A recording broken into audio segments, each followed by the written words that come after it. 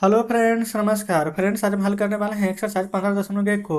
यहाँ पर देखेंगे ना 15.1 में कल हमने ना 8 नंबर तक के प्रश्न को यहाँ पर सोल्व करवा दिए थे। आज 9 नंबर से लेकर के आगे के सभी प्रश्न को हल करने वाले हैं। तो अगर आपने इससे पहले वाला वीडियो जो नहीं देखे हैं तो एक बार जाकर जरूर से देखिएगा। प्ले लिस्ट में सभी वीडियो आपको चैप्टर वाइज मिल जाएगी। 9 में बोला गया ना कि 7 मीटर त्रिज्या और 3 मीटर ऊंचाई वाले एक बंद बेलनाकार टैंक किसी धातु की चादर से बना हुआ है। उसे बनाने के लिए वांछित धातु की चादर की मात्रा ज्ञात कीजिए। कैसे ज्ञात करेंगे? तो सबसे पहले ना कुल पृष्ठीय क्षेत्रफल बराबर फॉर्मूला आपको पता होना चाहिए। चलिए यहाँ पर सॉल्व करते हैं नब्बे को। देखेंगे यहाँ पर नंबर हल करेंगे। ये फ्रेंड्स ऊपर 8वां नंबर प्रश्न है, कल वाला वीडियो जो बनाया था ना उसमें 8 नंबर तक वही है। तो सबसे पहले यहाँ पर ना बेलन का बात किया गया है, ठीक है। तो आपको ना बेलन का कुल पृष्ठीय क्षेत्रफल पता होना चाहिए। नहीं पता है तो लिखेंगे बेलन का कुल पृष्ठीय क्षेत्रफल। फार्मूला होता है 2 पाई r इंटू में H+R, ठीक है। अब देखिए जो जो दिया गया है, सबसे पहले 2 पाई का मान कितना लीजिएगा? 22/7। अगर 3.14 भी होता है, लेकिन अगर 3.14 लेना रहता ना तब बुक में देता है ना कि 3.14 लीजिए। तो नहीं दिया गया है तो हम 22/7 लेंगे। आर देखेंगे फ्रेंड्स, यहाँ पर बोला गया है 7 मीटर त्रिज्या है तो हो जाएगा 7 इंटू H+R। अभी जस्ट आपको बताया है। यहाँ पर देखेंगे आर त्रिज्या यहाँ पर 7 है और ऊंचाई यहाँ पर 3 दिया गया है। तो आप यहाँ पर लिख लेंगे 3 + 7। ये हो जाएगा 2 × 22/7 गुना 7 और 7 और 3 जोड़िएगा तो 10। ये 7 से 7 कटेगा, 22 × 44 और 44 में 10 से गुना करेंगे तो 44 रहेंगे 440। किस चीज़ में सभी यहाँ पर दिया गया था? अब जो पहले प्रश्न में देखेंगे तो मीटर में। तो हमारा जो आंसर आएगा ना ये भी मीटर स्क्वायर आएगा। बताइए। तो ये इस प्रकार से हमारा 9 नंबर यहाँ पर कंप्लीट हो जाते हैं। ठीक है, चलिए 10वें पर देखेंगे आगे। 10 में बोला गया है एक खोखले बेलन का वक्र पृष्ठीय क्षेत्रफल ना 4224 सेंटीमीटर स्क्वायर है और इसके ऊंचाई के अनुदिश काट करके 33 सेंटीमीटर चौड़ाई के एक आयताकार चादर बनाई जाती है। तो आयताकार चादर की परिमाप ज्ञात कीजिए। तो हम क्या करेंगे? बेलन का वक्र वक्र पृष्ठीय क्षेत्रफल का अनुदिश था तो आयताकार चादर का क्षेत्रफल और बेलन का यहाँ पर वक्र पृष्ठीय क्षेत्रफल दोनों को बराबर करेंगे आपस में। लिखिएगा आयताकार चादर का क्षेत्रफल बराबर बेलन का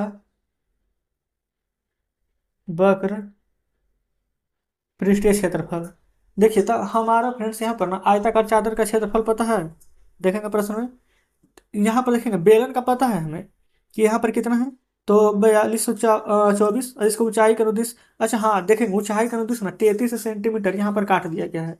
तो आप यहाँ पर क्या कर सकते हैं ना, ये आयत का क्षेत्रफल है, ठीक है। आप इसको यहाँ पर इसको ले लीजिए 33 सेंटीमीटर, ठीक है। इसको यहाँ पर एक्स मान लेंगे तो यहाँ पर जो बोला गया है कि इसको ऊंचाई का अनुदिश काट दिया 33 सेंटीमीटर, तो ये हो जाएगा यहाँ पर 33x बराबर बेलन का वक्र पृष्ठीय क्षेत्रफल 4224 यहाँ पर दिया गया है। तो 33 से यहाँ पर इसको काटेंगे ना तो फ्रेंड्स हमारा ये 128 बार में कट जाएगा। ये सभी सेंटीमीटर में दिया गया है तो ये हमारा सेंटीमीटर आएगा। अच्छा, आयताकार चादर का परिमाप। आयत का परिमाप बराबर फॉर्मूला बताइए। तो आप कहेंगे 2 × L + B। 2 × L क्या है हमारा?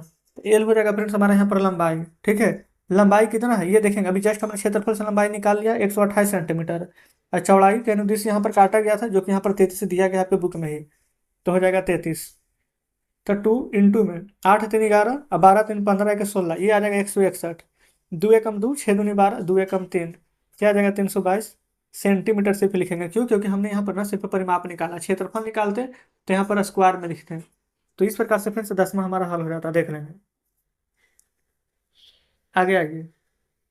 देखेंगे 11 नंबर बोला गया एक घनाभाकार तेल के डिब्बे का आकार 30 × 40 × 50 है। यहाँ पर लिखने की आवश्यकता नहीं है। जो पहले है लंबाई, बाद में चौड़ाई और लास्ट में ऊंचाई LBH। चलिए लिख ही देते हैं। हो सकता है कई स्टूडेंट को समझ में ना आए। L 30, B 40 और ये हो जाएगा 50। सभी हमारा सेंटीमीटर में दिया गया है, ठीक है। तो बोला गया यहाँ पर क्या, टीन की चादर का मूल्य 10 रुपये प्रति वर्ग मीटर है ना। तो 20 डिब्बे बनाने में कुल कितना खर्चा लगेगा? तो सबसे पहले ना आप यहाँ पर इसका वक्र पृष्ठीय क्षेत्रफल निकाल देंगे। क्षेत्रफल लिख दें डायरेक्ट, फार्मूला तो पता है 2 × LB + BH + HL।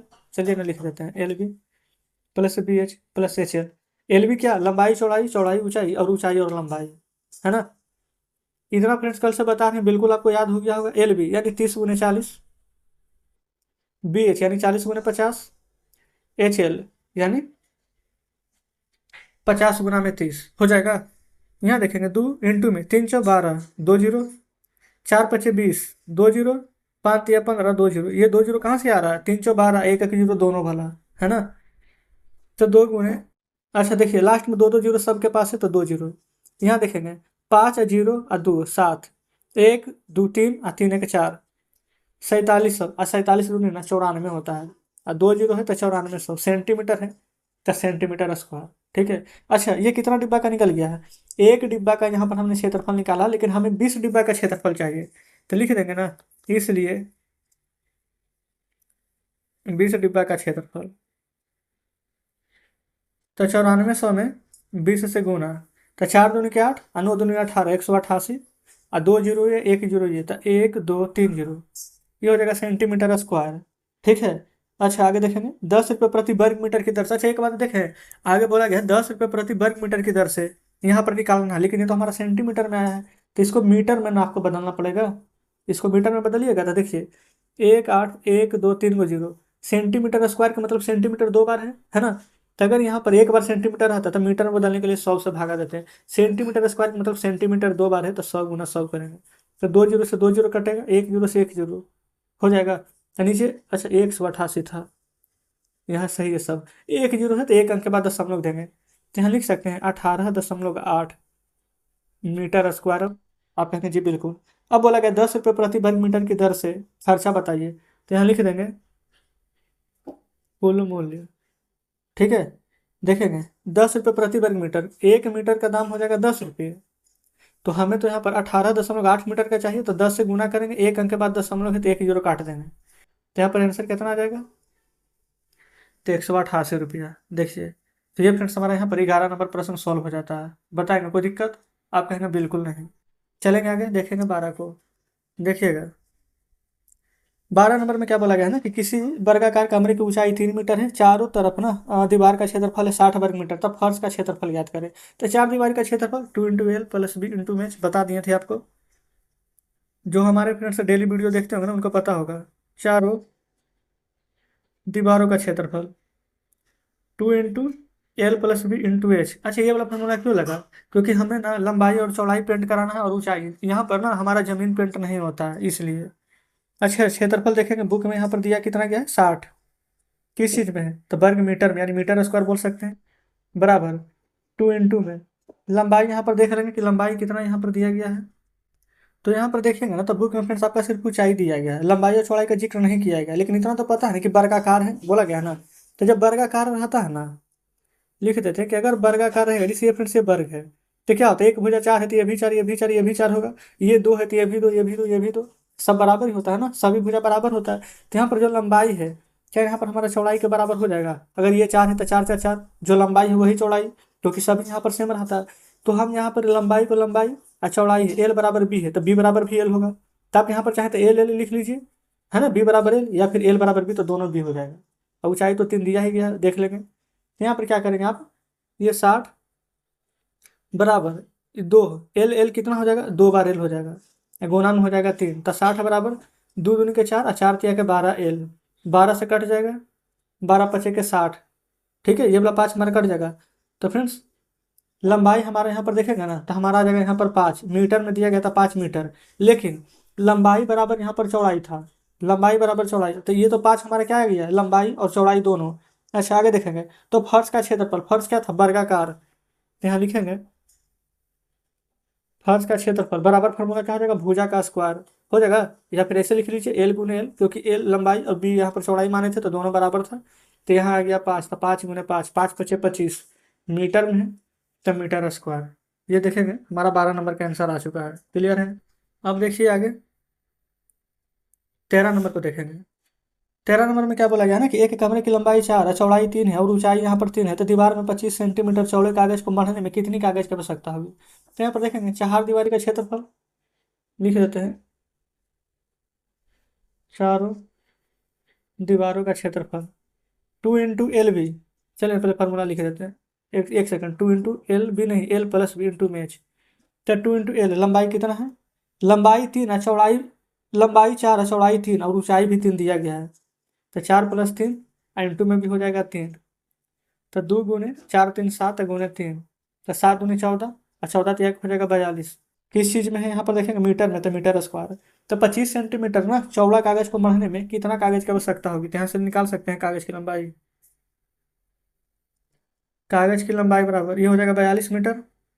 अच्छा नीचे देखेंगे ना तो 25 हमारा सेंटीमीटर में और ऊपर तो मीटर में है, इकाई सेम है नहीं। तो सेम कीजिए, देखिए पहले 25 सेंटीमीटर को मीटर में बदलेंगे तो 1 मीटर में 100 सेंटीमीटर, तो 100 से भागा देंगे, नीचे 2 जीरो है तो 2 अंक के बाद दशमलव, तो 0.25।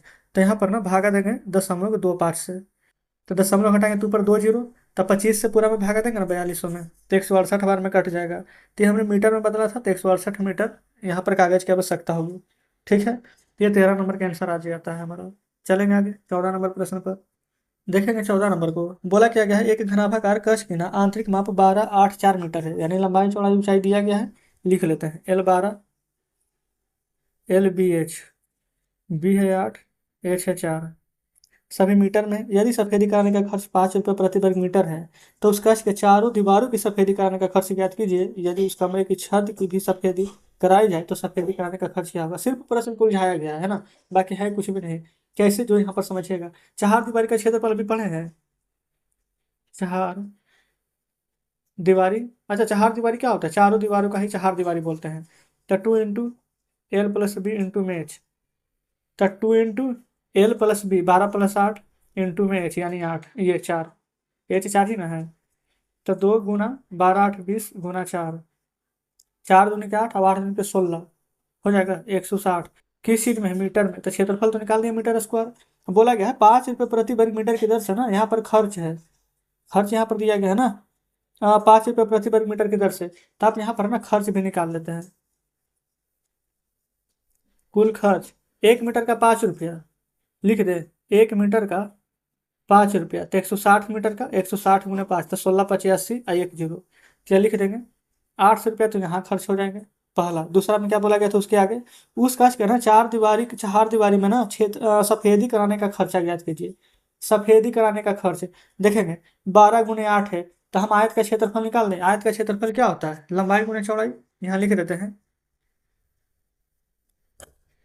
छत का क्षेत्रफल लंबाई गुणे चौड़ाई, लंबाई देखेंगे 12, चौड़ाई 8, 12 × 8 96 मीटर स्क्वायर आ जाएगा। ठीक है। अच्छा खर्च कितना हो जाएगा, तो बोलेंगे 5 रुपये प्रति मीटर की दर से सफेदी कराना है, होगा ना। तो यहाँ लिख देते हैं छत का खर्च 96 × 5, 6×5 = 30 और 9×5 = 45 और 3×48, क्या आ जाएगा फ्रेंड्स हमारे यहाँ पर 480 रुपया। ठीक है, अब कुल खर्च निकाल दीजिए तो 100, अच्छा ये 180 रुपया, इधर यहाँ पर 180 बोल रहे हैं, 800 रुपया है ना, और यहाँ पर देखेंगे 480, तो 0, 8 और 8 4 12, तो टोटल कितना लग जाएगा, तो आप कहेंगे 1280 रुपये यहाँ पर टोटल खर्चा हो जाएगा। तो ये फ्रेंड्स इस प्रकार से ना 14 नंबर प्रश्न हमारा सॉल्व हो गया। चलिए बुक आपके सामने लाते हैं, देखेंगे ये बुक आपके सामने है, इसमें 14 नंबर तक ही प्रश्न दिए गए थे और हमने यहाँ पर इन सभी को सॉल्व करवा दिए हैं। तो इस प्रकार से 15.1 का सभी प्रश्न हल हो गया है। कमेंट बॉक्स में जरूर से बताएंगे कि आज का सेशन आपको कैसा लगा। वीडियो अच्छी लगी है, सभी प्रश्न बढ़िया से समझे होंगे तो वीडियो को लाइक और चैनल को सब्सक्राइब कर दीजिएगा। तो ठीक है फ्रेंड्स, मिलते हैं आपसे कल नेक्स्ट वीडियो में नेक्स्ट चैप्टर के साथ।